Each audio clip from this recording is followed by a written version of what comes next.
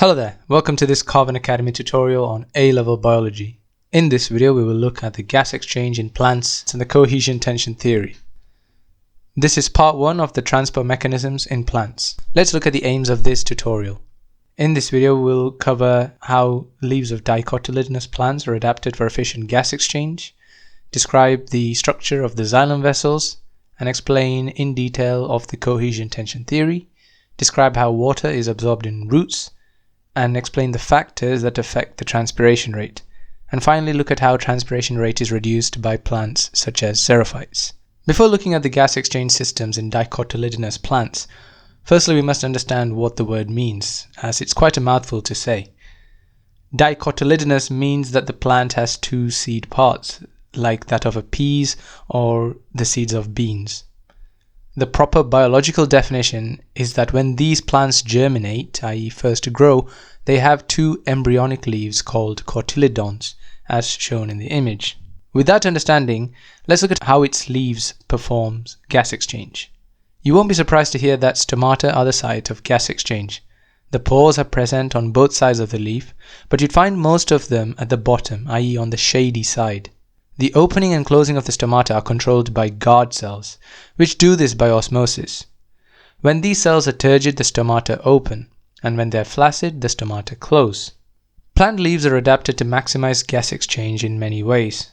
Firstly, they are thin, so there's a short diffusion pathway. They contain air spaces which allow to maintain a high concentration gradient for carbon dioxide to diffuse in. Additionally, the leaves are flat, so there's a large surface area for gas exchange. But this risks a high rate of transpiration. To counteract this, leaves have a waxy cuticle which is impermeable to water, hence reducing gas exchange, but also reducing transpiration rate. All plants contain two main vessels: the xylem, which transports water unidirectionally, and the phloem, which transports sugars bidirectionally. We'll cover sugar transport in another video. The structure of the xylem vessels is special because it contains long tubes of dead cells which allows for a continuous column of water to flow. As the cells are dead, there is no cytoplasm or organelles, so water can flow unrestricted. Because of this, transport in the xylem is passive, i.e. you do not need any energy, so the flow of water is in the direction of the water potential gradient, which is almost always upwards. The cohesion tension theory suggests how water transport in the xylem occurs. This is complex, so take your time in following what I'm about to say. Firstly, water evaporates from the leaf surface. This is called transpiration. This reduces the water potential of leaf cells as less water is present. So water is drawn out of the xylem vessels and into the leaf cells down a water potential gradient, which creates tension in the vessels. Notice on the diagram how water travels from the roots to the atmosphere down a water potential gradient. In the xylem, water travels as a continuous column because of the cohesive forces formed by the hydrogen bonds between the water molecules, as seen in the diagram. Additionally, water forms adhesive forces between itself and the xylem walls, pulling the xylem walls inwards, and this further creates tension in the xylem. A common question asked in the exams is what would happen if an air bubble is present in the water column. The air bubble stops the cohesive forces forming between the water molecules and ultimately can stop water transport. For water transport, we firstly need water. Not a big surprise there. Firstly, mineral ions in the soil are absorbed by active transport. This lowers the water potential inside the root cells. So water enters the roots by osmosis down a water potential gradient. Water movement in the root hair cells occur in two main ways. In the symplast pathway, water moves through the cytoplasm, and in the apoplast pathway, water moves through the cell wall.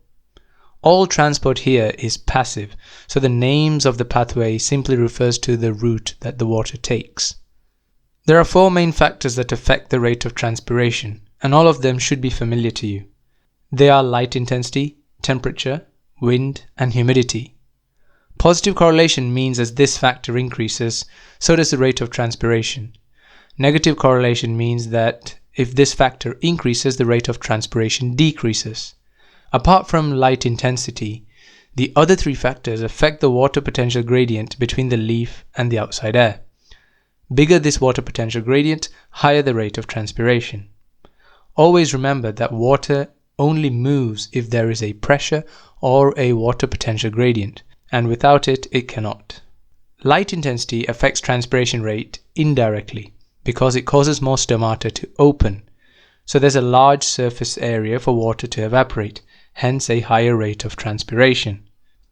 Transpiration, although is the reason for water transport from roots to leaves, it is an enemy if you're a plant living in a desert. Plants living in these hostile environments are called xerophytes, which literally means dry plants. They have many adaptations to survive in this condition, so let's look at a few.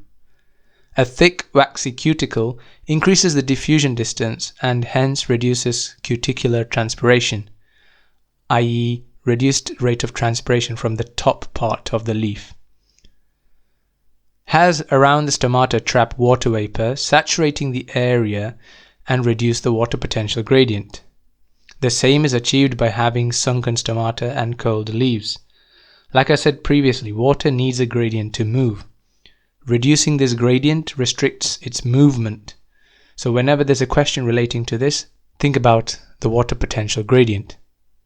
A final well-known adaptation is that plants may have no leaves at all and simply spines, such as that of a cactus. This reduces the surface area to volume ratio, and hence fewer stomata being present, a lower rate of transpiration is achieved. Hope that made sense. So here are the aims that we covered in this tutorial. As usual, use them as questions to consolidate your understanding. I thank you for watching, and I will see you in the next one.